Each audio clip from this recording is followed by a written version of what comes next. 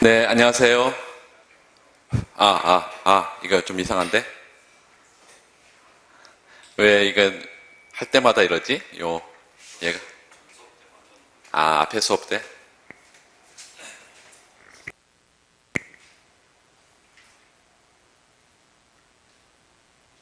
안 나와요.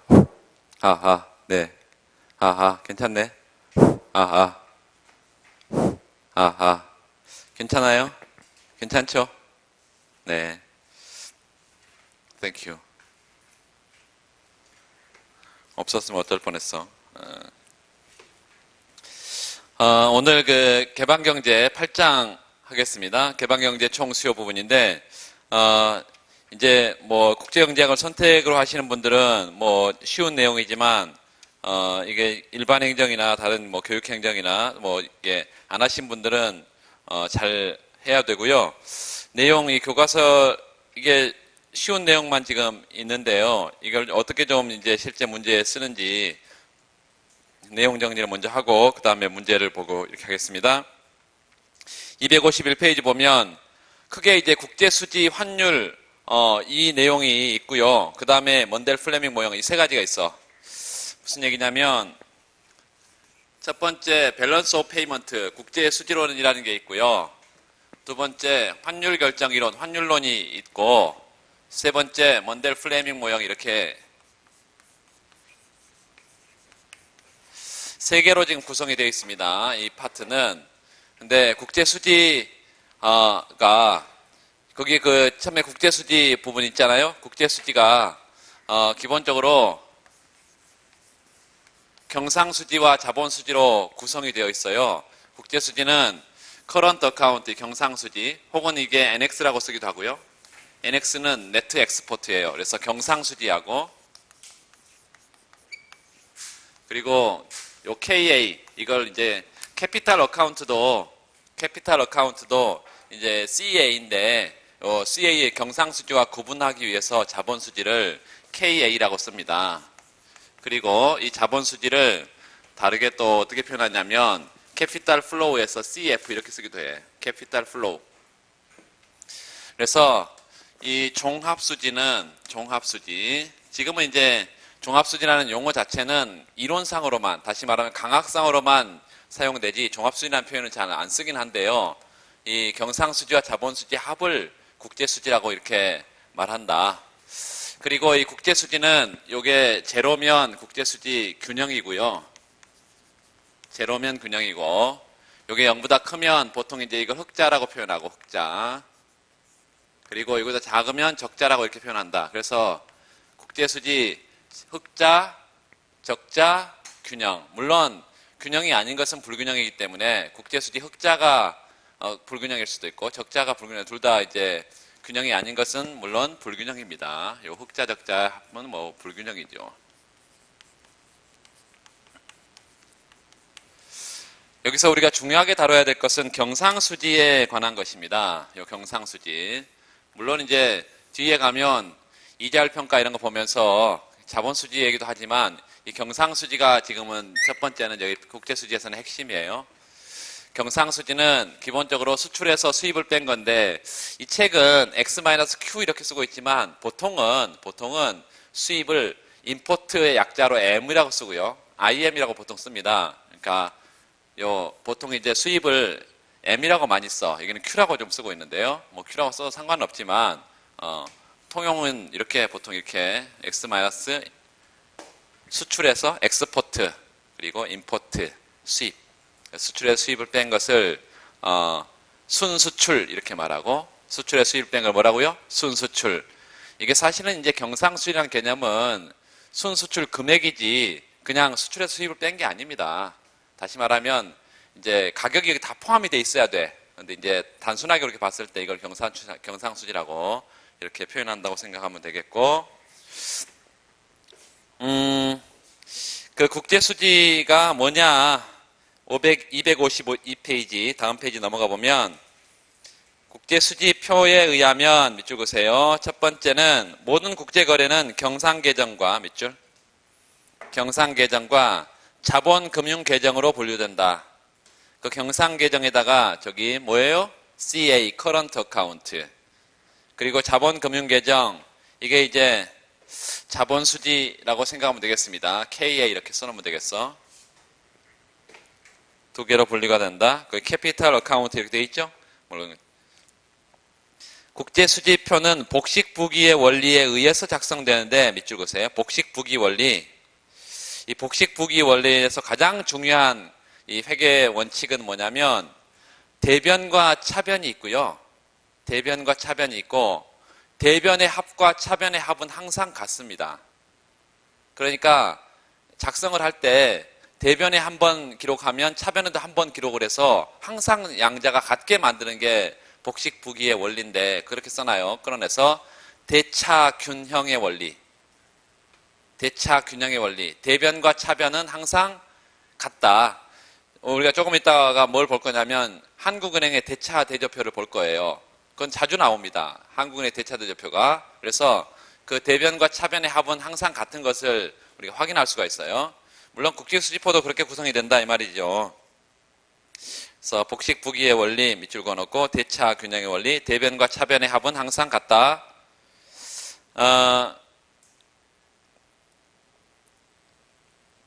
그 밑에 표에 보면 항목에 경상계정에다 동그라미하고요. 그 다음에 자본금융계정에다 동그라미, 제일 밑에 오차 및 누락에다 동그라미. 그래서 국제수지표는 크게 3개 항목으로 구성이 되어 있는데 경상계정은 말 그대로 상품의 수출입이 가장 중요한 거예요. 그 상품 수지. 그래서 상품과 서비스가 가장 중요한 항목이고 이전 지출도, 이전 지출, 이것도 이전 수지도 물론 이제 한 정부도 민간의 한 나라 내에서도 이전 지출, 이전 수입이 있지만 국가 간에도 이전 지출, 이전 수입이 있습니다. 그래서 경상계정에 포함된다고 생각하고 자본금융계정은 거기 자본계정과 금융계정으로 구성되어 있고 거기 준비자산에다 밑줄을 좀 그으면 이전의 국제수지표 지금 이게 바뀌었는데요. 국제수지표가 그 전에 국제수지표는 준비자산 항목이 별도로 있었어요. 그런데 이게 어디로 들어갔다? 자본금융계정 안으로 들어갔다. 요거 하나 정도 알아두세요. 그 다음에 오차매 누락 뭐 이거 항상 있는 것이고 뭐 이게 자세하게 여기는 국제수지표를 여러분 뜯어봐서 이게 대변에 기록하는지 차변에 기록하는지 뭐 일일이 뭐 이거를 알 이유가 전혀 없어요. 여러분 실무를 하는 사람들이 아니기 때문에 전혀 필요 없어요. 거기 그 표 바로 밑에 보면 경상계정이 그 상품과 서비스로 구성되어 있다. 이 정도만 알아두시기 바랍니다. 그 다음에 253페이지 두 번째 단락에 보면 자본금융계정은 자본계정과 금융계정으로 구성되어 있는데 그 금융계정 안에 왼쪽 표에 다시 한번 확인하면 직접투자, 증권투자, 파생, 상품 뭐 이런 것들이 다 어디에 들어있어요? 금융계정 안에 들어있다. 이 정도만 알아두시기 바랍니다. 그 다음에 253페이지 세 번째 단락에 보면 새롭게 편의된 그 준비자산 밑줄 그으세요. 준비자산. 통화당국이 보유한 대외 준비자산을 기록하게 되는데 대외 준비자산에는 여러분 잘 알고 있는 금이 여기에 해당합니다. 그리고 달러 뭐 이런 것들이 다 여기에 들어가 있어요. 좀 보면 화폐용 금, 특별 인출권, SDR 나중에 설명할 기회가 있을 겁니다. 그 다음에 IMF 리저브 포지션, 외화자산. 기본적으로 대외 준비자산은 대외 거래에 사용되는 자산이라고 생각하면 되고요. 금도 국제 거래가 이루어지고 가장 많이 달러로 거래가 이루어지죠. 그런데 복식부기의 원리에 의하면 몇 줄 그으세요? 국제수지표의 차변과 대변의 합은 항상 같아야 되기 때문에 오차 및 누락은 나머지 계정과 크기는 같고 부호는 반대가 된다. 왜? 합하면 제로가 돼야 되니까. 됐어요. 국제수지 균형의 그 다음 페이지에 8.26 보면 왼쪽에 종합수지 써놓고 BP, Balance of Payment 8.26 종합수지 X-Q는요 경상수지입니다. 거기는 F라고 쓰고 있는데요. 이게 자본수지입니다. Capital Flow 이렇게 쓰기도 하고 그냥 F로 쓰기도 하는데 여러분 이제 하나로 좀 통일을 해줘야 되는데 통일을 해주면 이게 가장 전형적인 것이 CA하고 KA이고 나머지 CA를 NX라고 쓰기도 많이 써요. 그리고 요거를 이제 뭐 F라고 쓰기도 하고 뭐 CF라고 쓰기도 하고 뭐 여러 가지로 쓴다는 얘기죠. 그래서 하나로 통일을 하시면 되겠습니다.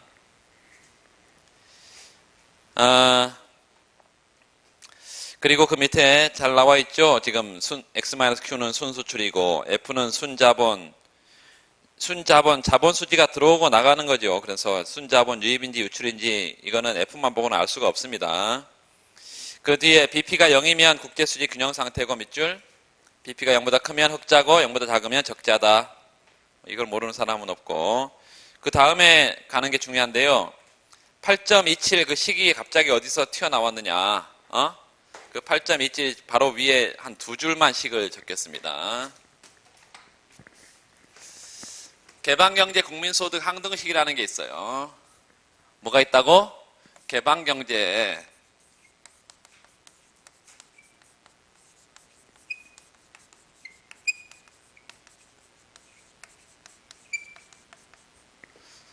국민소득 항등식이 있다. 그냥 국민소득 항등식이 아니라 이 개방경제 국민소득 항등식이다. 폐쇄경제는 국민경제의 총 산출량은 민간에 의해서 소비되고 기업에 의해서 투자가 되고 정부가 정부 지출에 쓰고, 이게 이제 폐쇄경제 상태에서 항상 성립하는 항등식이에요. 지출 국민소득이 여러분 생산을 GDP를 이만큼 생산했다고 하면 어떻게 사용된다? 민간이 소비하고 기업이 투자하고 정부가 정부 지출에 쓴다는 말이죠. 그래서 사후적으로는 이게 항상 같아. 항등식이야. 그런데 개방경제에서는 자국의 제품에 대해서 외국의 소비자들이 쓰는 것도 이거 수출을 해서 외국의 소비자들이 써. 그리고 수입은요, 총수요에서, 자국의 총수요에서 빠져야 돼. 왜냐하면 여기 IM 보통 이렇게 쓰기도 하고요. 그 다음에 M이라고 쓰기도 하는데 여기는 Q라고 쓰고 있는 거 그거 여러분 혼용한다고 말씀드렸습니다. 그래서 수입은 자국 상품에 대한 수요가 아니기 때문에, 외국 상품에 대한 수요이기 때문에 자국 상품에 대한 수요에서 빼줘야 됩니다. 그래서 요 수출은 뭐예요? 외국인들이 쓰는 거지만 우리나라 상품에 대한 수요죠. 그리고 요거는 뭐예요? 수입은 외국 상품에 대한 우리나라 사람들의 수요야. 그래서 자국 상품에 대한 수요에서 빼줘야 돼. 이렇게 해서 이게 개방경제 국민소득 항등식이라는 거예요. 요 식을 첫 번째 지금 하나 적어놓고, 두 번째는 요거를 전부 다 좌변으로 보내버리면 어떻게 쓸 수 있냐면 y-c -i-g 이렇게 쓰고 x-import 이렇게 쓸 수가 있습니다. 그리고 나와 있는 식이 이제 그 다음 식이야. 여기 보면 소득 가운데 소비하고 남은 것은 저축일 거예요. 그래서 요 저축에서 여기 이제 텍스를 하나 더 고려를 해줍시다. 한 번만 더 써볼까요? 요건 쓰지 마세요. 요 식은 y-t -c -i 이렇게 해서 텍스를 하나 넣어줬어. 마이너스로. 그럼 여기 플러스 텍스가 또 들어가겠죠. t-g 요게 x-import인데, 요 소득 가운데 세금 내고 남은 소득 그리고 소비하고 남은 것은 저축이에요. 그래서 이렇게 민간 저축에서 투자를 뺀 거, 그리고 정부가 걷어들인 세금 가운데 정부 지출하고 남은 거, 그리고 x-import 혹은 x-q 이렇게 되어 있는 거, 요게 지금 나와 있는 그 첫 번째 식의 출처예요. 그러니까 어디서 왔다는 거예요? 얘가 어디서 왔다는 거예요? 개방의 국민소득 항등식에 왔다는 거야. 그리고 여기다 밑에다가 써요. 민간 저축 가운데, 요 민간 프라이빗 섹터의 저축입니다. 밑에 하점자를 G를 쓰면 정부 저축이고, 여기는 프라이빗 섹터, 민간 저축에서 투자를 뺀 것을 민간의 순저축이라고 그래. 민간의 순저축. 그리고 정부가 걷어들인 세금 가운데 정부가 쓰고 남은 것, 이걸 정부의 순저축 이렇게 부르고, 이거는 경상수지죠. 그래서 이 식은 민간 순저축과 정부의 순저축과 경상수지의 관계식인데 이게 굉장히 중요합니다. 그리고 좌변은 지금 여기 나와 있잖아요. 여기요. 거기 식의 좌변에 이게 나와 있잖아 지금. 자, 거기 x-q에 경상수지라고 적었을 거예요. 경상수지. 그리고 제일 마지막에 나와 있는 게 NFA라는 게 뭐냐면 순해외 자산이라는 건데요. 여기 프라이빗 섹터의 저축에서 투자를 뺀 거, 정부의 저축, 그리고 경상수지를 NX라고 쓸 수도 있고 뭐 CA라고 쓸 수도 있다 했습니다. 이 경상수지는 수출해서 수입을 뺀 것인데, 기본적으로 여러분 수출을 하게 되면 해외에서 달러를 벌어들이죠. 그렇죠. 수입을 하게 되면 어때요? 달러를 해외에 보내야 되잖아. 상품을 사오려면 달러로 주고 사와야 되고, 그 다음에 자동차를 수출하게 되면 달러를 벌어들이잖아요. 그게 달러 자산의 이건 NFA, Net Foreign Asset. 이게 순외화 자산이라는 건데, Net Foreign Asset, 순외화 자산. 이거의 변동을 가져옵니다. 뭐가? 수출 수입의 차이가. 이 경상수지가 순외화 자산의 변동을 가져온다고. 아까 외화 자산은 뭐가 있었어요? 금도 있고, 화폐용 금도 있고, SDR도 있고, IMF 리저브 포지션도 있었고, 여러 가지가 있었잖아요? 그런 것들의 변화를 가져온다 이것이에요. 이 경상수지가. 자, 간단하게 하나만 예를 들으면, 수출을, 예컨대 현대자동차가 수출을 많이 했어. 수출을 많이 했는데 수입은 적게 했다고 하면 남아도는 외화를 가지고 뭐 할 수 있어요? 우리나라가 해외에 돈을 빌려줄 수가 있어. 해외에 돈을 빌려주면 채권 국가가 될 수 있단 말이에요. 그래서 수출을 많이 해서 예컨대 국제수지가 흑자가 되면, 이 흑자가 되는 나라는 남아도는 수입하고도 남아돌잖아. 수출을 많이 했기 때문에 남아도는 달러를 외국에 빌려줄 수가 있어요. 그래서 흑자는 채권 국가가 됩니다. 그 나라를 채권 국가로 만들어줘. 그리고 반대로 수출은 별로 못했고 수입을 많이 했어. 그러면 국제수지가 이렇게 적자가 될 텐데, 이 적자가 되면 벌어들인 것보다 쓴 게 많다는 거죠. 많이 사오려면 뭐가 있어야 돼? 달러가 있어야 되잖아. 그 달러를 해외에서 빌려오는 것이에요. 빌려와. 그러니까 채무국가가 됩니다. 그러니까 우리는 이제 이런 생각을 할 수 있어. 경상수지라는 것은 상품을 서로 주고받는 것인데, 그 상품을 주고받는 거의 이면에는 결국은 요 돈을 주고받는 이 거래가 이면에 또 있구나. 상품이 왔다 갔다 하는 그 뒷배경에는 돈이 왔다 갔다 하는구나. 자본이. 그래서 나중에 뒤에서 보겠지만 경상거래 이렇게 써놔요. 경상거래 이면에는 동일한 규모의 국제자금의 대차가 존재한다. 대차. 대는 대출, 차는 차입 뭐 이런 것입니다. 그래서 항상 경상거래의 뒤쪽에 자금거래, 자본거래가 있다. 자본거래가. 그 자본거래는 나중에 뒤에서 보겠지만 기본적으로 이자율 차이 때문에 나타나는 게 아니고 그냥 상품 주고받는 과정에서 나타나는 거기 때문에 이거를 보정적인, 상품을 거래하기 위해서 보충적인 거래 이렇게 부릅니다. 보정적인 거래다. 그래서 거기나 몇 줄 긋시다. 일단 8.27 밑에 민간 및 정부의 초과저축, 아까 순저축이라 표현했어요.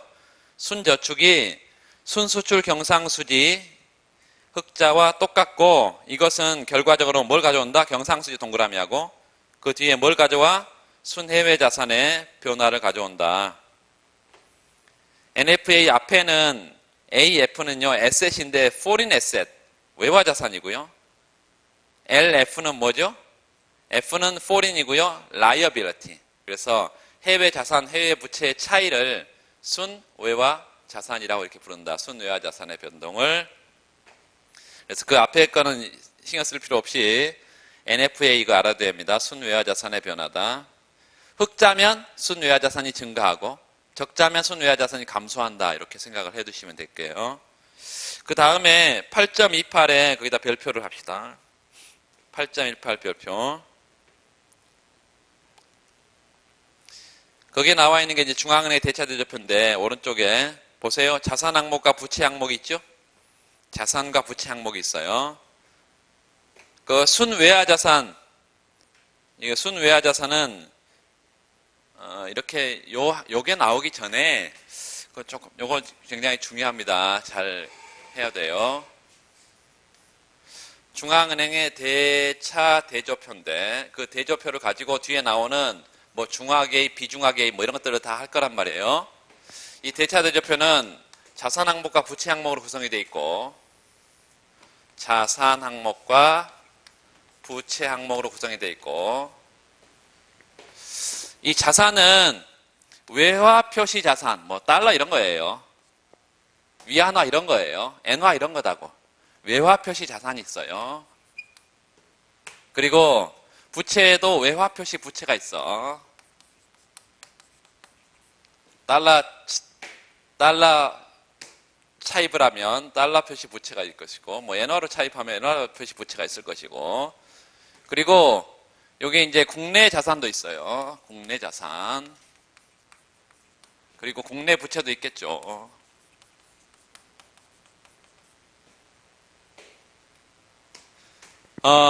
잘 들으세요.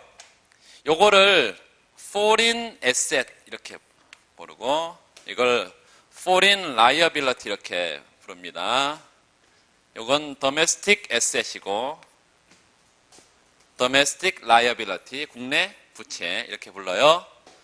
그런데 거기에 지금 이렇게 써져 있지 않고 요 외화 자산과 외화 부채의 차액 형태로 써져 있어. 다시 말하면 부채를 지워버렸고 여기다가 순자산이고요. 순, 네트 포리너스 이렇게 쓰고 있다. 순 뭐라고요? 외화자산 이렇게 쓰고 있다. 이렇게 많이 쓴다고요. 부채 항목을 따로 쓰지 않고 이걸 지워버리고. 두 번째는 이 국내 자산과 국내 부채가 있는데 이거는 말 그대로 한국은행의 대차대조표라는 말이죠. 모든 기관의 대차대조표가 있습니다. 근데 우리 관심은 한국은행의 대차대조표만 관심이 있어. 이 한국은행의 대차대조표를 봤더니 자산 항목에 거기는 지금 뭐라고 써져 있냐면 DC라고 써져 있어. Domestic Credit. 국내 자산을 국내 여신이라고 표현하고 있습니다. 여신은 뭐죠? 빌려주는 거야. 빌려줘. 한국은행이 빌려준 건데 누구에게 빌려준 거냐면 이건 간단히 그렇게 써놔요. 국공채입니다. 국공채라고 국내 자산은. 근데 국공채를 여러분이 자세히 알 필요는 없지만 발행은 누가 하는지 그걸 알아야 돼. 국채는 기획재정부가 발행하고요. 공채는 서울시, 경기도 이런 지방자치단체가 발행해요. 그러니까 한국은행이 발행하는 게 아니야 이게. 국공채는 누가 발행한다고? 정부가 발행해. 근데 정부가 발행하면 정부가 이 국공채를 주면서 돈을 빌려간 거예요. 한국은행이 이걸 갖고 있으니까 한국은행의 자산이죠. 그렇죠? 그래서 여러분 국공채는 여기에 포함된다 이렇게 알아두시고. 자, 이 국내 부채는 뭐냐 그러면 국내 부채는 채권 가운데 한국은행이 직접 발행하는 채권이 있습니다. 그걸 통한채라고 불러.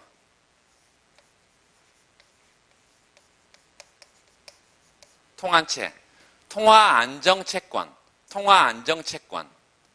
이거는요 국공채고요. 국공채. 그래서 한국은행이 직접 발행하기 때문에 통화안정채권은 시중에 통화안정채권 주면서 한국은행이 돈 빌려간 것이에요. 그래서 기본적으로 한국은행이 부채에 해당한다. 그리고 화폐 통화성 부채가 여기 있습니다. 본원통화, 하이파워드 머니, 본원통화, 통화발행. 요거 다 한국은행의 부채 항목에 해당한다. 그래서 기본적으로 국공채가 자산 항목에 들어있고 요 순외화 자산이 해외 자산에서 부채를 뺀 거다 이렇게 생각하고 되고 통화안정채권 한국은행이 직접 발행한다. 부채다. 그리고 요 통화성 부채 요거 하이파워드 머니. 기본적으로 이렇게 대차대표 구성이 되어 있고 복식 부기의 원리이기 때문에 항상 이거의 합과 이거의 합은 항상 같다. 그리고 뭐 하나가 항목이 변하면 이쪽에 뭐 항목이 하나 변하면 반드시 이쪽 항목도 변해야 된다. 왜? 합이 같으니까. 자, 그리고 이제 마지막으로 상식적으로 하나 알아둘 것은 요 자산 항목과 부채 항목 중에 어느 하나는 대변이고 하나는 차변인데 대변은 대변은 대차 균형의 원리니까 대변, 차변 이렇게 생각하는 사람이 있어요. 이건 정반대예요. 그거 아니고 오른쪽이 대변입니다. 여기는 차변이고 차변. 그래서 이 대변과 차변, 대차가 항상 같습니다. 대변과 차변이 항상 같아요. 왜? 복식부기 원리에 따라 작성이 되니까. 이걸 이제 뭐 기억하는 아주 좀 지저분한 방법이 있긴 한데 그냥 대변 오른쪽이라고 기억을 하시는 게 금방 식사하고 왔는데 그 회계학을 가르치시는 분이 내가 한 게 아니에요. 김태동 교수라는 분이 있는데 학생들한테 회계학 첫 시간에 딱 들어갈 때 이걸 가르치면서 뭐라고 하냐면 이 대변과 차변을 잘 기억을 못 하더라 학생들이. 그러면서 이 오른쪽이다, 이 오른쪽. 그래서 화장실에 들어가서 말이야. 화장실에 갔더니 큰 볼일을 보고 나서 어떤 손을 사용하냐 이런 얘기를 해. 대변. 영어로 하면 크레디트입니다. 이쪽이 크레디트. 그리고 저기는 데비트인데 크레디트. 뭐 여러분 신용카드 긁을 때 오른손으로 긁냐 뭐 이런 얘기를 또. 그래서 그런 면이 안 잊어버리겠죠? 오른쪽이 대변이다. 오른쪽 대변. 크레디트는 오른쪽이다. 그래서 자, 대변과 차변 이게 항상 같다. 중요한 건 조금 있다가 이제 중화 비중화 정책을 할 때 요거를 다시 한번 사용을 할 거고 거기 NFA 보세요. DC 보세요. 이게 다 오른쪽엔 그 8.28의 오른쪽은 뭐죠? 뭐예요? 자산이죠, 자산. 왼쪽은 뭐예요? 부채인데 우리가 특별하게 이 통한채를 특별하게 고려하지 않을 때는 통한채를 보통 안 씁니다. 통한채를 특별하게 고려하지 않을 때는 안 써. 이렇게 생각하면 되겠어요.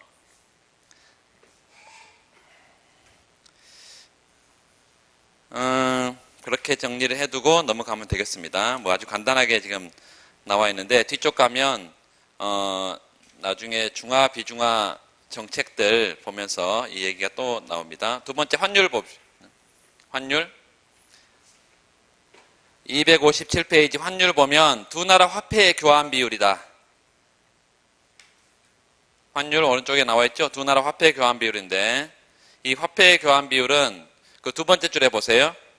자국 화폐 단위로 표시한 거기다가 밑줄. 환율은 자국 통화 표시하고 외화 표시 두 가지가 있습니다. 우리나라에서 원달러 환율이라고 말하는 것은 우리나라 화폐 표시예요. 원달러 환율. 이 환율은 기본적으로 여기 두 번째 지금 얘기인데요. 저 두 번째 환율은 자국 통화 표시 환율이다. 환율이 이거 간단하게 생각하면 기본적으로 외화의 가치가 환율인데요. 달러의 돈값, 외화의 가치가 환율이다. 근데 우리나라는 환율을 어떻게 표시하냐면 이 환율을 원달러 이렇게 표시한다. 원달러 이렇게. 항상 이렇게 표시를 해야 된다는 거예요. 자국통화 표시가 어디에? 자국통화 화폐가 어디에? 분자에 이렇게 오도록. 분자에 오도록. 여기 오도록. 이렇게 표시를 해야지 뒤집어 놓으면 안 됩니다. 뒤집어 놓으면 외화 표시가 돼버려. 이렇게 표시하는 것이 1달러당 1,000원. 이렇게. 달러 1달러당 우리나라 화폐 1,000원과 교환이 된다 그러면 1대 1,000 이렇게 씁니다. 그리고 환율이 1,000이다라고 쓰면 맞아요, 틀려요? 그렇게도 보통 써요. 환율이 1,000이다 이렇게 말하는 것은 자국통화 표시 환율이다. 외화 한 단위당 우리나라 몇 원 말이죠. 그래서 이게 원달러 환율이라는 건데 기본적으로 자국통화 표시 환율이라는 것을 알아두고 자국통화 표시라는 것은 자국통화 몇 단위가 교환되냐 외화 한 단위당 요 외화 한 단위당 자국통화 몇 단위가 교환이 되냐 뭐 이런 얘기예요. 자국통화 표시 환율이라는 것은. 그리고 환율에서 우리가 기억할 것은 이게 명목 환율이라는 것이고 P분의 요 EP 스타 이렇게 쓰면 나중에 뒤에서 또 하겠지만 이게 대문자로 되어 있냐 소문자로 되어 있냐는 아무런 상관이 없어요. 대문자는 명목, 소문자는 실질 이렇게 착각하시는 분들이 있는데 전혀 아무 상관이 없어. 이게 물가하고 같이 나와 있으면요, 뭐예요? 이거는 명목 환율입니다. 물가하고 같이 나와 있으면 이게 명목 환율이라고. 그리고 이걸 이제 P분의 EP 스타 이거를 실질 환율이라고 이렇게 부르는데, 요거는 아무런 표시가 없는 게 명목 환율이고, 요 환율의 요거를 상승, 요거 실질 환율의 상승 이렇게 표현하고요. 요 명목 환율의 하락, 실질 환율의 하락, 이렇게 상승 하락은 요 표현인데, 환율이 상승한다는 것은 여기 1대 1000에서 1대 1100원이 된다는 그런 표현이기 때문에, 예전에는 내가 달러 한 단위를 얻기 위해서는 1000원만 주면 됐었는데 이제 달러 한 단위를 얻기 위해서는 1100원을 줘야 된다. 자국통화 가치가 떨어지는 것을 환율의 상승이라고 부른다. 뭐라고요? 환율 상승은 자국통화 가치 하락 써놓고, 환율의 하락은요, 요 환율의 하락은 1대 1000에서 1대 900이 된 거예요. 그래서 자국통화 가치가 상승한 것이다. 환율의 상승, 자국통화 가치 하락. 요 실질 환율은요, 요거는 화폐의 교환 비율이고, 두 나라 화폐의 교환 비율이고, 요거는 두 나라 상품의 교환 비율입니다. 상품의 교환 비율. 그래서 P는 자국 상품의 가격이고요. 요 P스타는 외국 상품의 가격이어서, 요 화살표가 이렇게 돼 있어. 그러면 외국 상품이 비싸진 거야. 외국 상품이 비싸졌다고 분자가. 그러면 요 노란색 여기에는 요 실질 환율을 P분의 EP 스타, 요 실질 환율이 상승한다는 것은 국산품보다 외국 상품이 비싸지는 거니까 요 국산품의 가격 경쟁력이 올라간다는 것을 의미하고, 국제시장에 내놨을 때 잘 팔려. 그래서 경상수지가 개선되는 효과를 가지고, 두 번째, 실질 환율이 이렇게 떨어진다는 것은 요 외국 상품이 상대적으로 값이 싸진다는 것이니까, 요거는 P분의 EP 스타, 실질 환율이 이렇게 떨어진다는 것은 반대로 국산품의 가격 경쟁력이 어떻게 된다는 거예요? 떨어진다는 것을 의미하고, 국제시장에 내놓으면 잘 안 팔린다. 그래서 경상수지가 악화된다. 이런 얘기입니다. 그래서 실질 환율은 상품의 교환 비율이고, 명목 환율은 화폐의 교환 비율이다. 이렇게 해두시면 되겠고, 변동환율 제도 밑줄 봅시다. 변동환율 제도는 중앙은행의 개입 없이 외환시장의 수요 공급에 의해서 환율이 자유롭게 결정된다. 밑줄. 변동환율 제도. 거기 flexible, floating 이런 단어를 쓰고 있습니다. 변동환율 제도는 시장에 의해서 자유롭게 움직인다.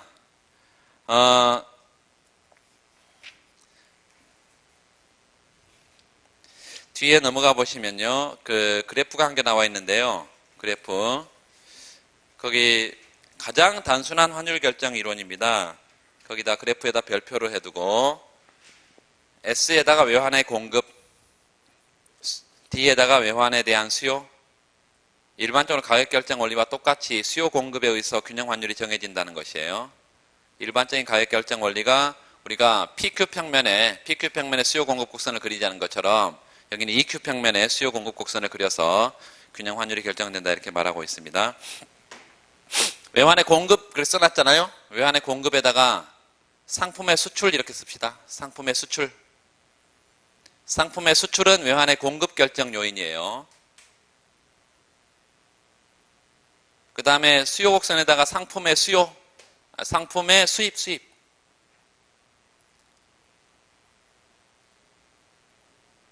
해외에서 물건 사오고 싶으면 달러를 더 많이 가지려고 할 거고요.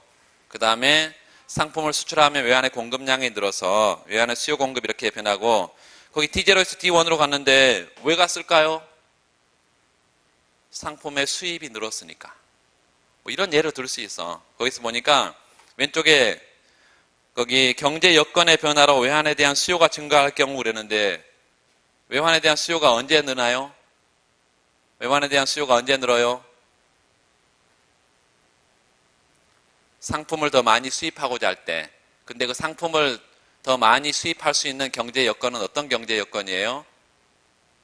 먹고 살 것도 없는데 외국에서 물건 많이 사올까요? 그렇지 않겠죠. 그래서 경기가 좋아지면 소득이 증가하면 수입이 늡니다. 그리고 수입이 늘기 위해서는 외환에 대한 수요가 늘어요. 이렇게 해서 일단 뭐 수요 공급 결정 요인 그것만 확인을 하나 해두시고 지금 환율 결정 이론 몇 가지를 지금 볼 텐데 가장 간단한 환율 결정 이론이고요. 이거를 유량 모형 이렇게 부릅니다. 유량 모형 써나? 영어로는 플로우 외환시장 접근 이렇게 부르는데 하여튼 유량 모형이에요. 외환의 수요 공급에 의해서 환율이 결정된다. 가장 단순한. 여러분 항상 이걸 머릿속에 두세요. 또 그 상품의 수출 그렇게 해놨는데 제가 아까 공급에다가 자본의 유입 이렇게 또 써놔요. 자본의 유입. 외환의 공급 결정 요인의 자본의 유입. 자본이 들어오면 외환시장에 외환이 많이 돌아다녀요. 공급에 영향을 주고 그 다음에 그러면 수요에는 뭐라고 써놔야 될까요? 자본의 유출. 자본의 유출. 그래서 수요 공급 결정 요인을 여러분이 잘 알아두시고 이게 환율 결정 이론의 첫 번째 우리가 보는 것입니다. 그것만 잘 해놔도 기본적으로 환율이 어떻게 움직이는지 그냥 알 수가 있어.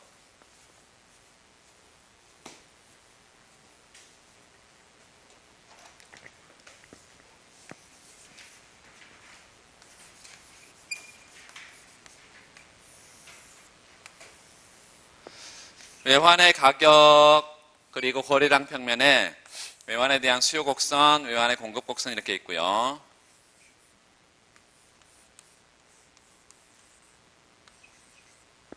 E0, 그 다음에 Q0.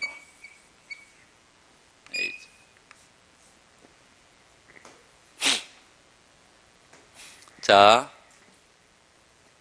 미국이나 유럽에 갑자기 미국이나 유럽에 경기 침체라든가 금융 위기라든가 이런 부정적인 충격이 왔어요.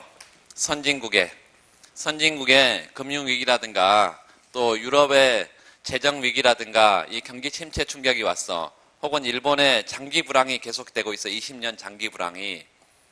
이런 게 한국 경제에 미치는 영향 이러면 이런 선진국 경제에 이런 충격이 한국 경제에 어떤 영향을 미치냐. 특히 한국의 외환 시장에 혹은 한국의 환율에는 어떤 영향을 미치냐라고 묻는다면 기본적으로 선진국 경제의 이런 침체는 선진국의 뭐를 떨어뜨릴까요? 선진국의 소득 수준을 떨어뜨립니다. 요 선진국의 소득 수준을 감소시키는 충격이야. 경기 침체 충격은 요 선진국의 소득 수준을 감소시켜요. 그러면 외국에서 뭘 적게 할까요? 수입을 적게 하겠죠. 수입을 적게 할 거 아니에요? 그러면 우리나라에 뭐가 줄어들겠어요? 수출이 줄어들죠. 아까 수출 결정 요인은 뭐라 그랬어? 요거.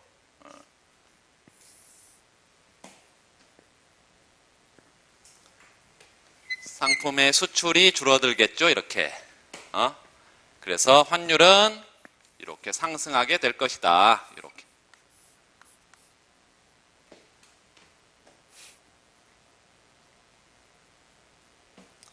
자, 우리나라에 외국인 투자가들이 우리나라에 투자를 굉장히 많이 하고 있습니다. 쉽게 말하면 미국이나 유럽이나 일본이나 우리나라에 많은 자본 투자를 하고 있다고.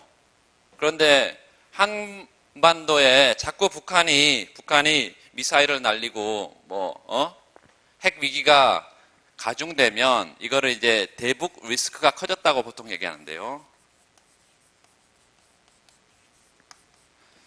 이 한반도의 지정학적 불안정성이 가중이 되면 한국에 있는 자본이 빠져나갈 거란 말이죠.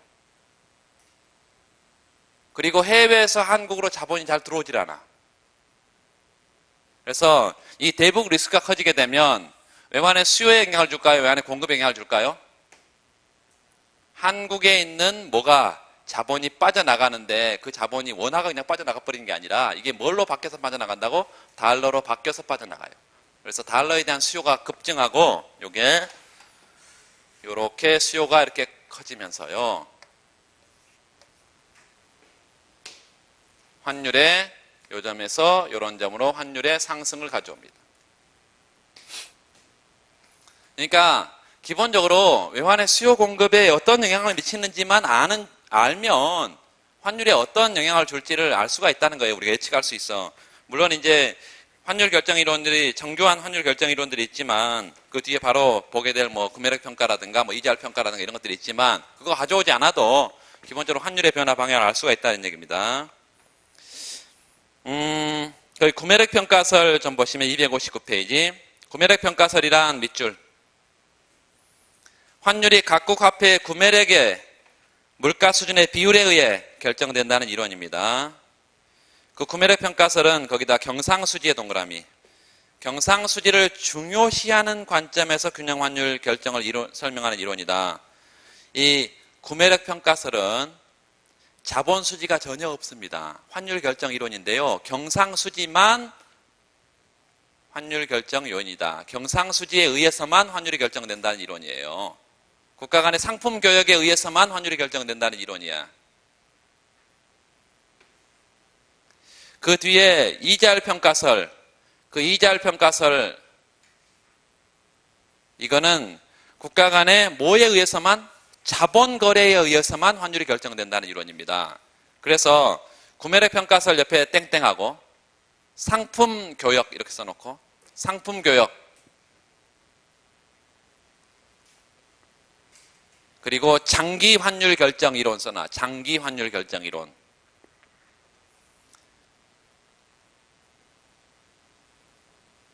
그 다음에 거기 이자율 평가설 넘어가서요.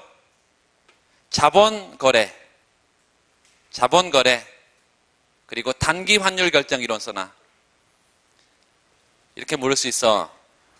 환율 결정 요인 중에 단기 환율 결정 요인들은 뭐고 장기 환율 결정 요인은 뭐냐 이렇게 물을 수 있는데 국가 간의 자본 거래에 의해서 결정되는 환율은 단기 환율이라고 이렇게 부르고 아주 빠르게 자본이 움직이니까요. 그 다음에 실물 거래는 상당한 시간 차이, 시차가 있다는 거예요. 그래서 구매력 평가는 장기 환율 결정 이론이고 그 다음에 이자율 평가는 단기 환율 결정 이론이다. 이거 잘 해야 그 다음에 구매력 평가와 이자율 평가가 함께 들어있는 모형을 공부하게 됩니다. 구매력 평가는 거기다가 P equal EP 스타 여기 8.29 넘어가 보시면 8.29 환율을 PF분의 P 이렇게 되어 있는데 그 옆에다가 요게 지금 요 스타 표시 대신에 지금 F라고 쓴 것 뿐입니다. 그러면 P equal P분의 EPF 이렇게 한번 써봐요. P분의 EPF 그 옆에다 그 수식 위에 공간에다가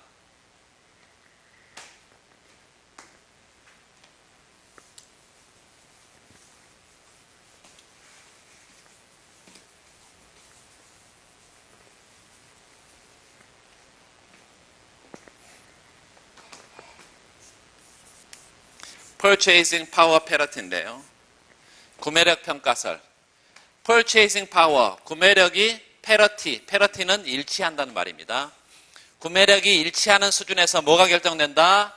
환율이 결정된다는 환율 결정 이론이에요. Purchasing Power Parity는. 근데 중요한 것은 이 P분의 EPF 이렇게 그냥 쓸게요. 그 위에 책에 써져 있는 대로 이렇게 F 이렇게 쓰겠습니다. P분의 EPF.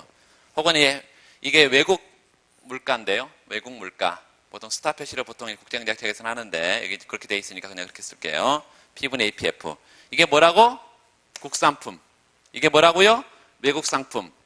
에다가 환율을 감안해서 자국 상품으로 바꿔줬어. 자국 상품 가격으로. 자, 이 구매력 평가설은 요게 1이라는 것입니다. 이걸 실질 환율이라 그랬는데 실질 환율이 뭐라고요? 1이라고. 다시 표현해 보면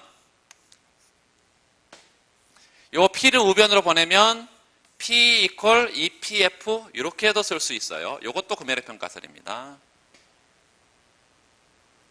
P를 좌우변에 P를 곱했어. 이렇게 쓸 수도 있고 또 어떻게도 쓸 수도 있냐면 요걸 2로 정리하면요. 환율 2로 정리하면 PF로 나누면 되겠죠. 그래서 환율 2로 정리하면 이렇게도 쓸 수 있어. PF분의 P 이렇게 쓸 수 있어. 그게 지금 마지막 식이 요 식이 지금 거기 써져 있는 거야. 그러니까 이게 전부 다 구매력 평가설을 의미한다. 구매력 평가설을 의미해요. 요 국산품 가격과 외국 상품 가격을 환율만 감안하면 항상 같다는 거예요. 분모 분자가 같으니까 1이지. 이걸 일물일카의 법칙이라고 합니다. 하나의 상품은 한국에 있든지 미국에 있든지 같은 상품이라면, 동질 상품이라면 항상 같은 가격으로 정해진다는 거예요. 만약 다르면 어떻게 될까요? 다르면 항상 낮은 데서 사서 높은 데 갖다 파는 사람들이 생긴다. 무역업자들이. 그러니까 이게 일물일가의 법칙을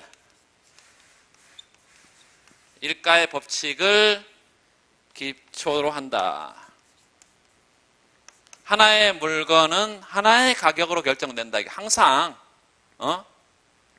다르면 어떻게 그러면 조정을 하냐? 그 옆에 조그맣게 평면을 하나 그려 두세요. 구매력 평가는 이것만 기억하면 되겠습니다. 여기가 P고요. 여기가 E고. 반직선을 하나 뽑아내봐. 그러면 환율과 물가가 정의 비례 관계를 갖는 형태인데요.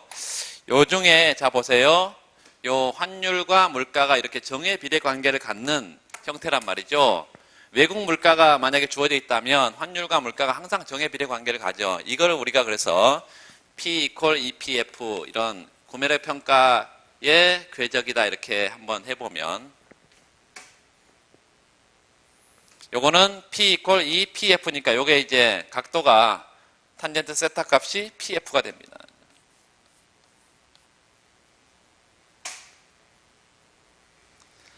만약에 지금 최초의 물가 수준을 P0라고 했어.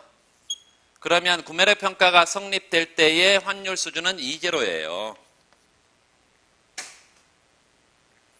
이런 점 A점에서는 구매력 형이 성립한다고 말해. Purchasing Power Parity가 성립한다고 말해. 언제? 요 수식이 성립되면.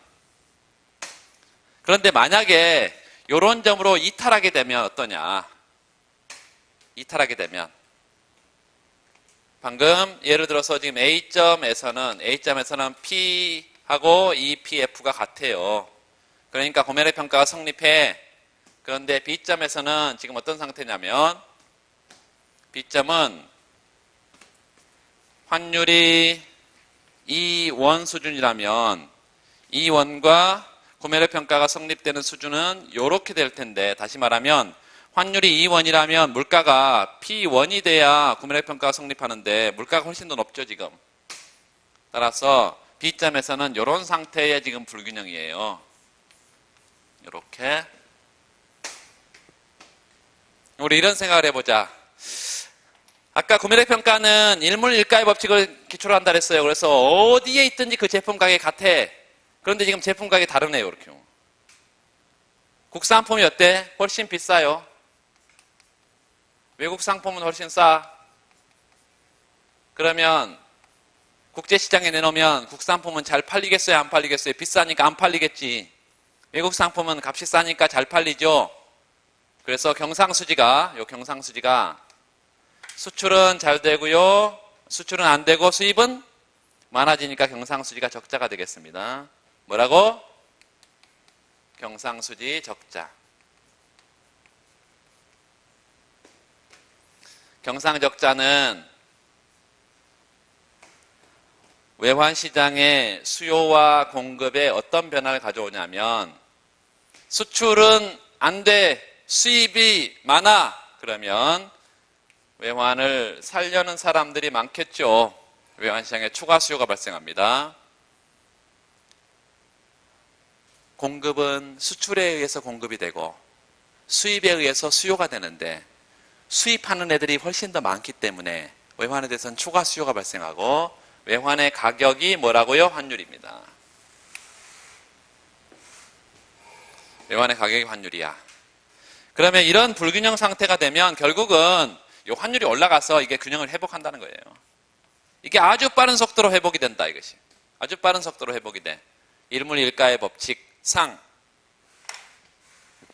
이 구매력 평가는 아주 중요한 과정이 있는데요. 첫 번째, 거기 좀 읽어보고 말씀을 드릴게요.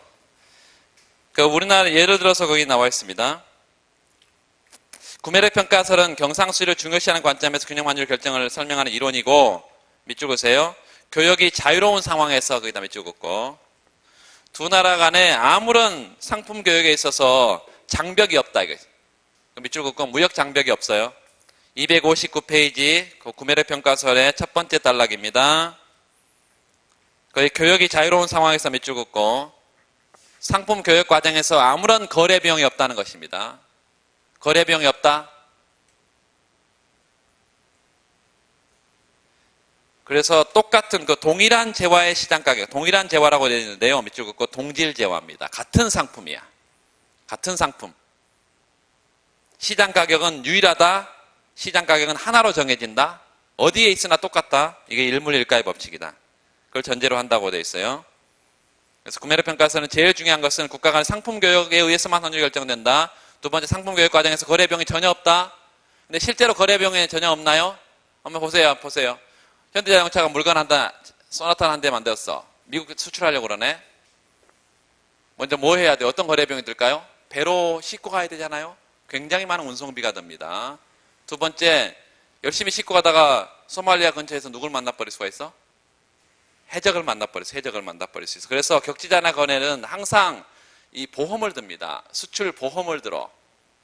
세 번째는 열심히 싣고 가는데 미국 앞에 딱 갔더니 뭐가 있어요? 관세 장벽이 있어.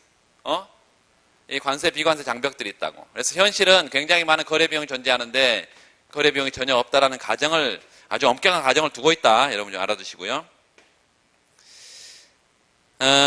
거기 뒤에 뭐 사과를 예로 들고 있는데요. 한번 읽어보시면 되겠고. 넘어가세요. 다시 넘어와서 260페이지에 두 번째 단락에 보면 거기 외국 제품과 자국 제품 간의 차익 거래라고 되어 있는데 밑줄. 차익 거래 한번 읽어볼게요. 왼쪽에 어떤 상품의 가격이 시장 간에 상이할 경우 가격이 싼 시장에서 사서 비싼 시장에 팔고 매매 차익을 얻는 거래 행위. 별표하고 이 차익 거래는 모든 상품에 적용이 됩니다. 모든 상품에 차익 거래가 있다고. 그래서 여기서는 상품 차익 거래, 상품 재정 거래를 의미하지만 주식 가격의 차이가 있으면요, 주식 재정 거래가 나타나고요. 금리의 차이가 있으면 금리 재정 거래가 나타나고, 그 다음에 환율의 차이가 있으면 환 재정 거래가 나타나. 그러니까 모든 상품에 재정 거래가 있단 말이에요. 결국은 우리가 보는 이론은 균형 이론이기 때문에 이 불균형 상태가 발생하면 항상 낮은 데서 사서 높은 데로 갖다 파는 과정에서 신속하게 같아진다는 거예요. 그 신속하게 같아지려면 그 과정에서 거래 비용이 없어야 돼. 그래서 거래 비용이 없다는 가정이 항상 들어갑니다. 자, 구매력 평가설의 특징 왼쪽에 나와 있는데 거기다 별표 하나고, 국내 물가가 상승하면 국내 화폐 가치가 떨어지고 환율이 상승한다 이렇게 되어 있는데, 그걸 제가 하나 예로 지금 들어놨어요. 여기 아까 처음에 부동어방에 이렇게 이거였죠? 같은 상태에서 얘가 더 높으면요. 국내 물가가 높으면 어떻게 된다고? 국산품이 잘 안 팔리고 외국 상품이 잘 팔리니까 경상수지가 뭐가 되고? 적자가 되고.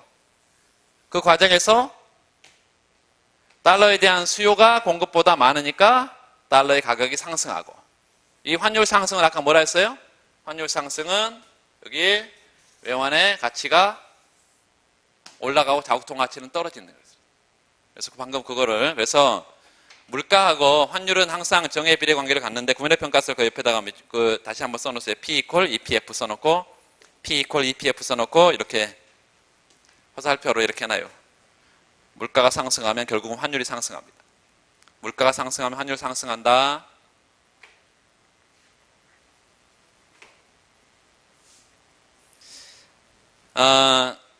그리고 나서 그 8.30은 구매력 평가는 크게 두 가지가 있는데요. 그 8.29에다가 절대적 구매력 평가서를 써놓고 이 아래쪽은 상대적 구매력 평가설입니다.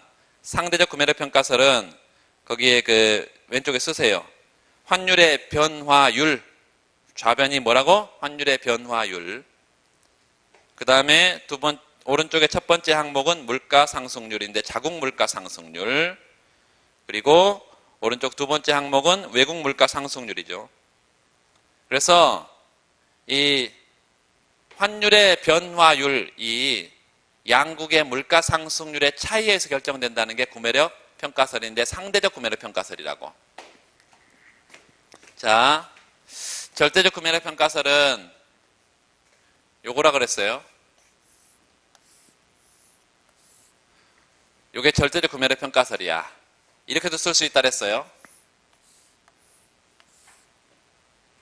이렇게도 쓸 수 있고.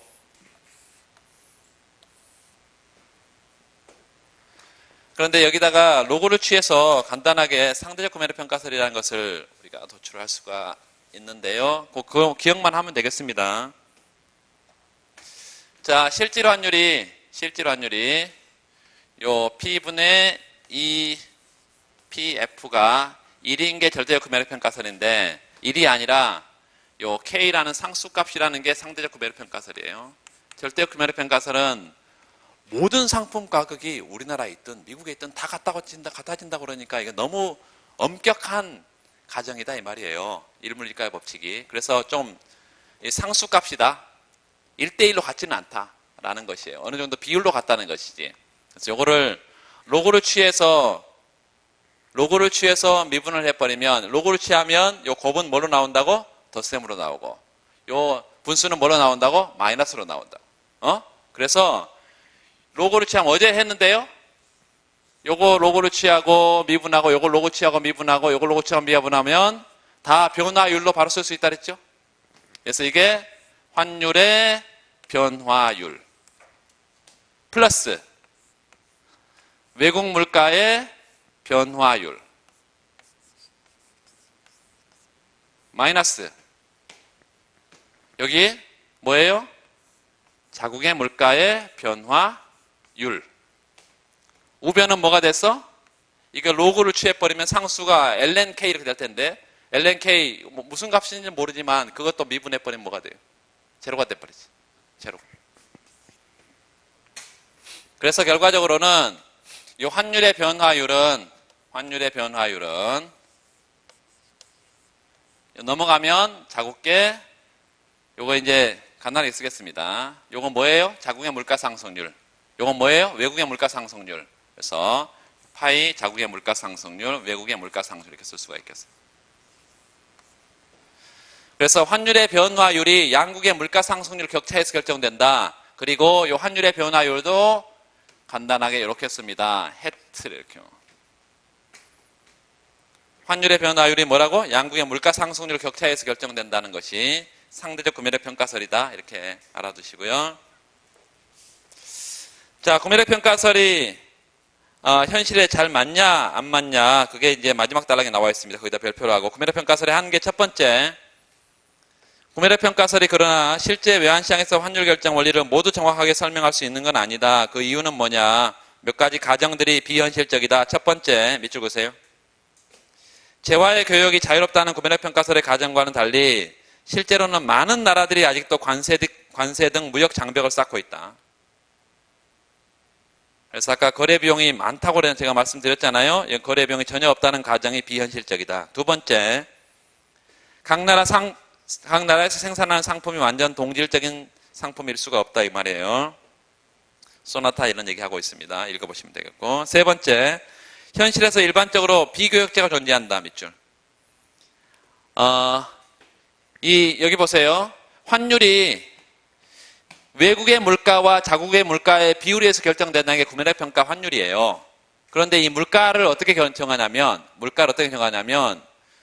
국내에서 물가 어떻게 정해요? 외국에 수출하는 상품만 물가에 영향을 주나요? 아니죠. 전혀 외국에 수출할 때 하지 않은 내수 상품도 이 물가에 영향을 준단 말이죠. 그래서 교역되는 상품과 비교역제의 상품을 동시에 다 고려한 상태에서 물가를 정하고 그 물가가 환율을 결정한다고 하니까 국가 간의 개방 경제에서 교역되는 상품이 아닌 상품이 환율 결정에 영향을 주는 거잖아요.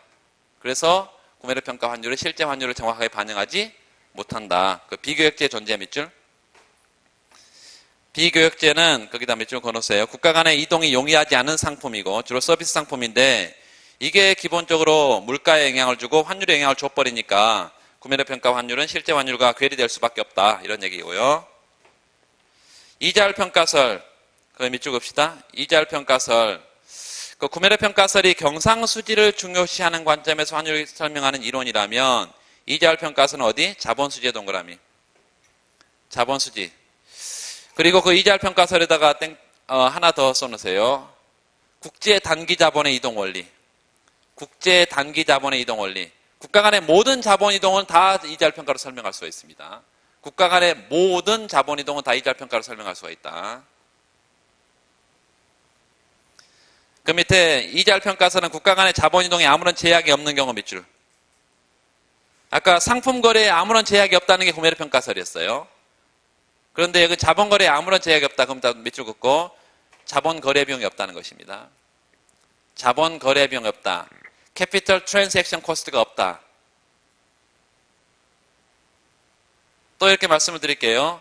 자본 거래에도 굉장히 많은 거래 비용이 있는데요. 내가 미국에 자본을 투자하려고 한다. 그럼 어떤 거래 비용이 든다고? 첫 번째, 원화를 달러로 바꿔야 되는 환전 비용. 두 번째, 미국으로 보내야 된다. 자금 이체 비용. 세 번째, 미국에 투자하려면 미국의 정보 상황을 잘 알아야 된다. 정보 취득 비용. 굉장히 많은 거래 비용이 드는데 그 거래 비용이 전혀 없다라는 게 이게 가정이다 이 말이에요. 투자가 갖고 있는 자국 통화를 국내에 투자하든 밑줄, 바꿔서 외국에 투자하든 그 자본 투자에 따른 수익률이 같아야 한다는 것을 주된 내용으로 한다. 이게 의의입니다. 이자율 평가설의 의의. 국가 간의 자본 이동에서 정부가 아무런 제한을 가하지 않고 거기 밑줄 거래 비용이 존재하지 않는다면 이게 아주 엄격한 가정이라고. 두 나라 금융시장은 하나의 금융시장처럼 단일화될 것이다 라고 되어 있고, 얘가 나와 있는데 얘는 뭐 신경 쓸 필요 없고, 그 뒤에 8.32 좌변에 예상 환율 변동률 쓰세요. 좌변에 예상 환율 변동률 2분의 2 expectation에 델타가 붙어 있는 거. 예상 환율 변동률. 우변에는 자국 이자율 그리고 외국 이자율.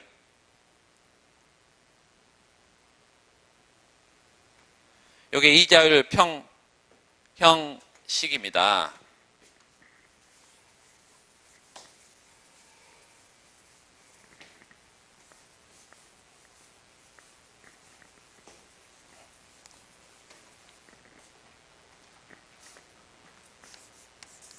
인터레스트 레이트 패러티.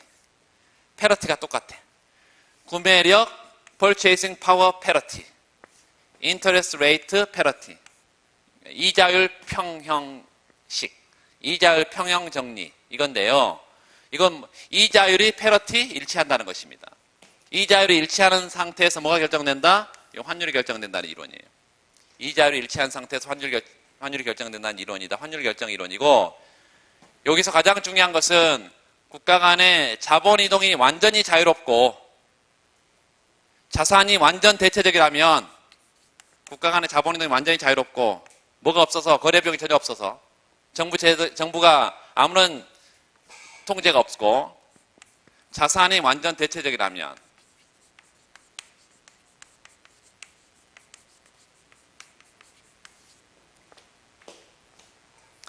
이런 아주 중요한 엄격한 가정하에서 국내에 투자하든 해외에 투자하든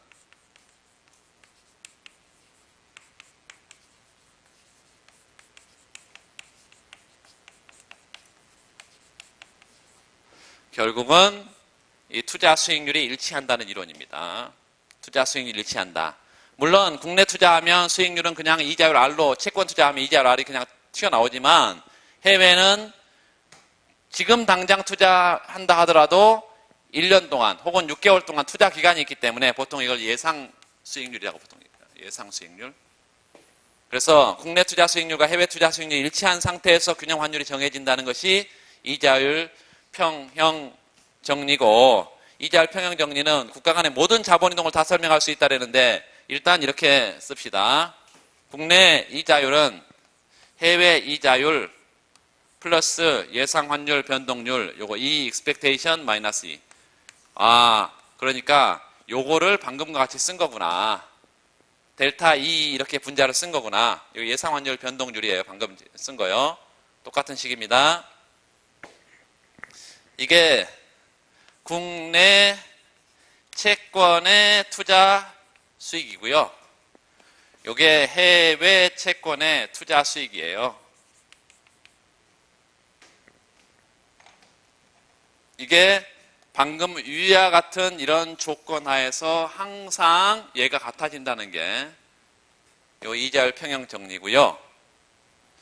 자, 이거는 모든 국가 간의 자본이동에 다 적용할 수 있다는데 한두 가지만 좀 중요한 거를 정리를 해두고 가면 평면을 하나 그리세요.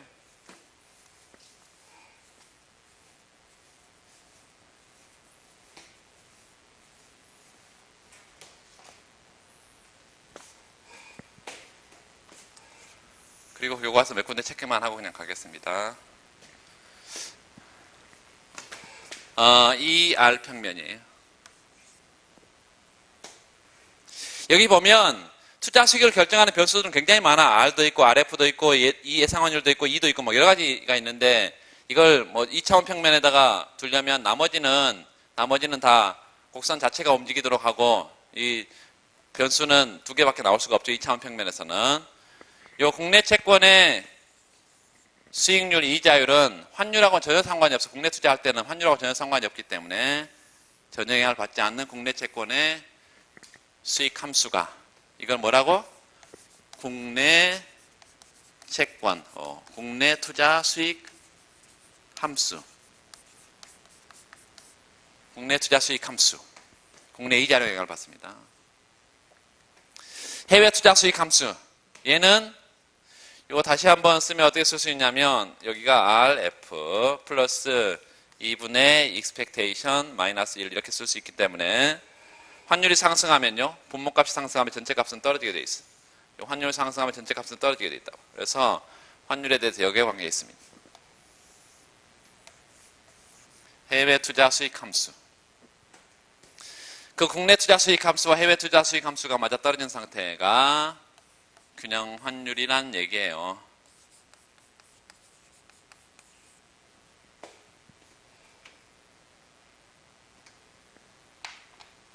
자, 요 국내 이자율이 변할 수도 있고요. 그 다음에 여기는 해외 투자 수익을 결정하는 그 변수 값들이 해외 이자율, 예상 환율 이런 것들인데 축이 안 나와 있어. 그러니까 이건 곡선 자체로 움직입니다. 예상 환율이라든가 해외 이자율 이런 것들은 곡선 자체로 움직여요.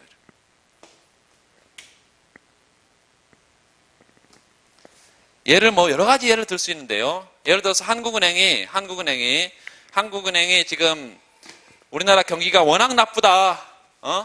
워낙 나빠. 그래서 금리 인하를 통해서 경기를 부양시켜야 되겠다. 만약 이렇게 생각을 하고 금리를 더 낮췄다 이 말이에요. 예를 들어서 한국은행이 금리를 인하했다.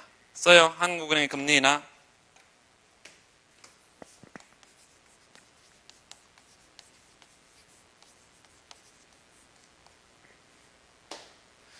처음에는 같았겠죠. 이자율 평형 정리니까 여기 RF 이렇게 쓰겠습니다. 플러스 2분의 2 expectation 마이너스 2 예상 환율 변동인데 처음에는 같았어 이게. 그런데 한국은행이 금리를 낮추게 되면 자국의 투자 수익률이 이렇게 떨어지고요. 부등호 방향은 이렇게 되겠죠.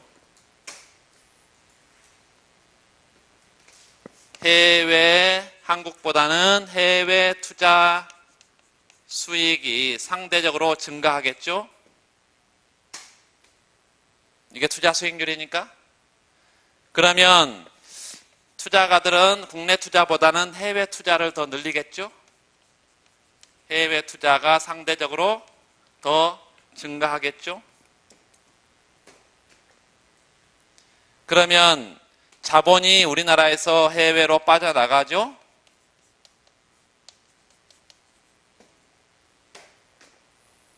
자본이 빠져나간다는 것은 원화가 빠져나가는 게 아니라 달러로 바뀌어서 나간다고 그랬어요. 달러에 대해서 수요가 늘고 달러 가격의 상승을 가져온다는 것이 환율에 미치는 영향입니다. 다시 한번, 국내 투자 수익이 떨어져 버리면 이자율 하락 때문에 해외 투자가 상대적으로 늘면서 자본이 해외로 빠져나가니까 환율이 상승하게 된다. 요거를 그래프로 확인만 해보면 이자율이 어떻게 된다고요? 떨어져. R0가 R1으로 이렇게 떨어져. 그러면 최초의 균형 환율 수준에서는 여기 국내 투자 수익은 이렇게 떨어지고요. 해외 투자 수익은 그대로 있을 거니까 이만큼의 투자 수익 격차가 발생할 거 아니에요? 그러면서 자본이 어떻게 되고? 자본이 유출되고요. 자본이 유출. 그리고 환율이 이렇게 상승하면서 새로운 균형 환율이 결정된다. 그러니까 한국은행이 금리를 낮추게 되면 환율이 상승하는구나. 자본 빠져나가면 환율이 상승하는구나. 모든 국가 간의 자본 거래는 전부 다 이자율 평가로 설명할 수 있다. 두 번째는 미국이 출구 전략이라는 걸 썼다. 미국이 출구 전략을 쓴다. 출구가 뭐예요?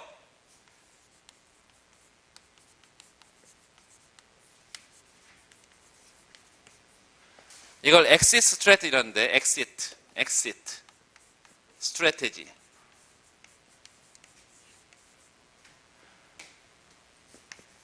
미국은 2008년 금융위기 이후에 미국 경기 침체를 회복하기 위해서 1차, 2차, 3차에 걸쳐서 양적 완화 정책을 씁니다. 계속해서 채권을 매입해서 시중에 유동성을 쏟아부었어. 시중에 유동성이 넘쳐나. 그러면 경기가 회복이 되면 이게 전부 다 인플레로 갈 가능성이 있기 때문에 선제적으로 인플레를 막기 위해서 미국이 이제 경기가 거의 다 회복이 됐습니다. 그래서 선제적으로 어떤 정책을 쓴다? 그동안에 팽창시켰던 유동성을 서서히 거두어들이는 전략을 쓰는데, 이렇게 생각하면 되겠습니다. 유동성이 지금 시장에 이렇게 넘쳐나는데 그 넘쳐나는 유동성을 구멍을 뚫어서요, 서서히 경제에 부담을 주지 않고 뽑아내. 이걸 엑싯, 탈출시킨다. 뽑아낸다 이 말이에요. 그래서 이 출구 전략은 긴축정책으로 대표할 수 있는데요. 긴축정책. 그동안에 계속 금융을 확장시켰다면 이제 통화를 긴축시키고요. 정부 지출을 긴축적으로 운영하는 게 긴축정책이 지금 출구 전략인데, 가장 양적 완화 정책 자체가 통화 팽창이기 때문에요. 통화를 긴축시키는 게 가장 선제적으로 할 일들이에요. 통화 긴축 정책이.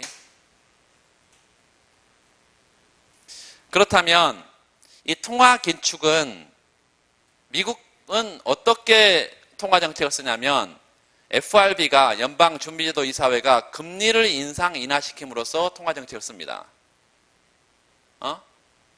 긴축 정책은 금리를 인상시켜야 될까요? 금리를 인하시켜야 될까요? 금리를 인상시켜야 긴축 정책이 되겠죠. 시중에 있는 걸 걷어들일 거 아니에요. 그래서 금리 인상이다. 통화 긴축은 뭐라고? 금리 인상이다라고 생각할 수가 있겠어. 그러면 RF 플러스 2분의 expectation 마이너스 2 예상 환율 변동률인데 처음에 같았어. 미국이 금리를 인상해.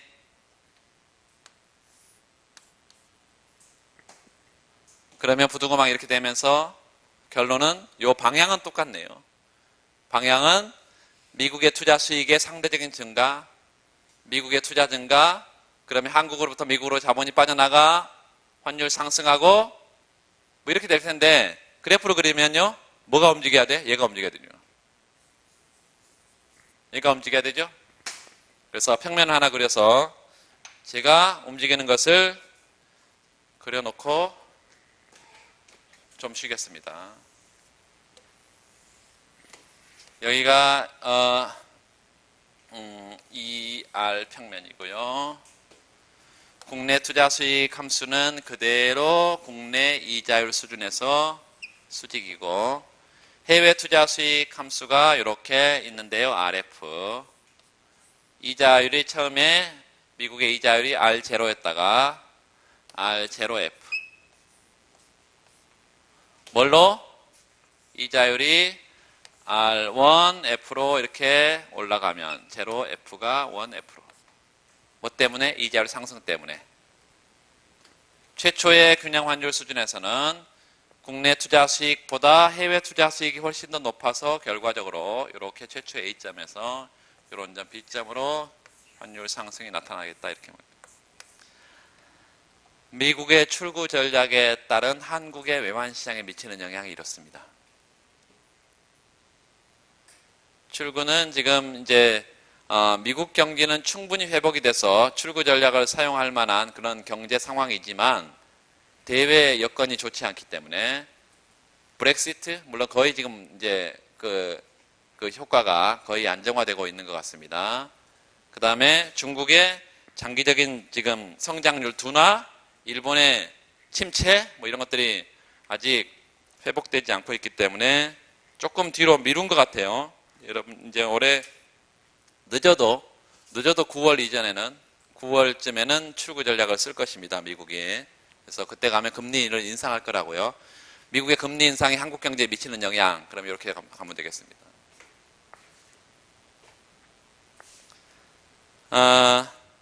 그 8.16에 IRP 이렇게 되어 있는데요. 그 IRP가 요겁니다. 해외 투자 수익 곡선이에요. 해외 투자 수익 곡선. 그래서 IRP에 괄호 열고 뭐라고 써놔야 돼? IRP 괄호 열고 요거요. 예상 환율이라든가 해외 이자율에 영향을 받아서 곡선 자체가 움직입니다. 해외 이자율과 예상 환율의 변하면 곡선 자체가 움직여. 그 예상 환율의 가장 대표적인 게 아까 제가 잠깐 들었던 대북 리스크예요.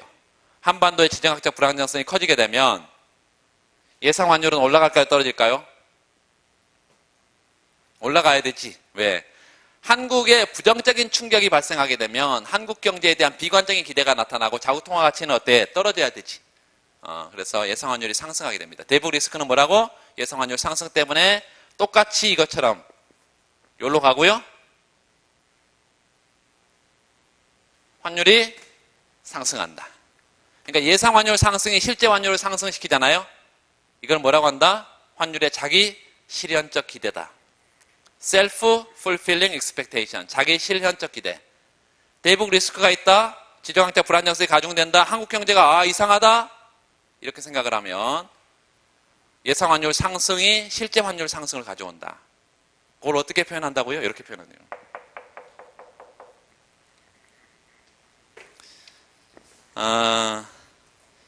그래서 좀 다 했고요.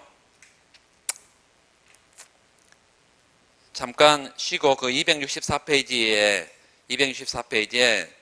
거기 이자율 평가설과 오버슈팅 이론인데요. 오버슈팅 이론에다가 별표를 2개를 해서 봐야 됩니다. 오버슈팅 이론은 구매력 평가도 들어있고 이자율 평가도 들어있어 거기. 잠깐 쉬겠습니다.